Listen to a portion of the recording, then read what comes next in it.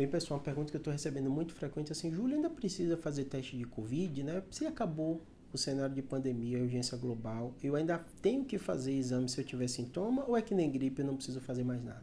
Ainda precisa, né? Vou dizer algumas características da Covid, e apesar de ter acabado aquele cenário mesmo de pandemia, emergência global, né?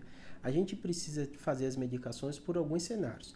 Primeiro cenário é para a gente ter o diagnóstico epidemiológico do que está acontecendo com o Covid, então isso é muito importante. Segundo, para evitar com que pessoas peguem Covid, ainda tem muita gente que não se vacinou, muita gente imunossupressa, muita gente com uma série de doenças que podem agravar ou ter a forma mais grave do Covid, por isso é tão necessário você fazer a testagem.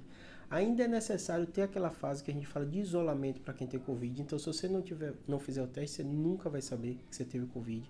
Então é muito importante esse cenário, porque dentro desse contexto que a gente vive hoje, a Covid ainda existe, muita gente está pegando e estão morrendo ainda 30, 40 brasileiros por dia com Covid. Então não é um cenário de você ficar tranquilo como a gripe. Você tem uma gripe, você não fica fazendo teste. Eu até entendi a lógica da pergunta. Eu acredito que em breve eu digo alguns anos, acalmando isso, até pode ser que o cenário de teste seja diferente e fique semelhante à gripe, mas hoje não é o que se vive.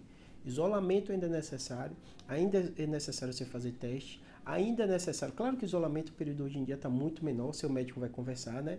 E ainda é necessário você procurar um atendimento caso você tenha para o médico orientar direitinho. Ainda está morrendo gente, ainda é formas graves, ainda é recorde e é o líder de internações de forma grave com quadro pulmonar, ainda continua sendo Covid.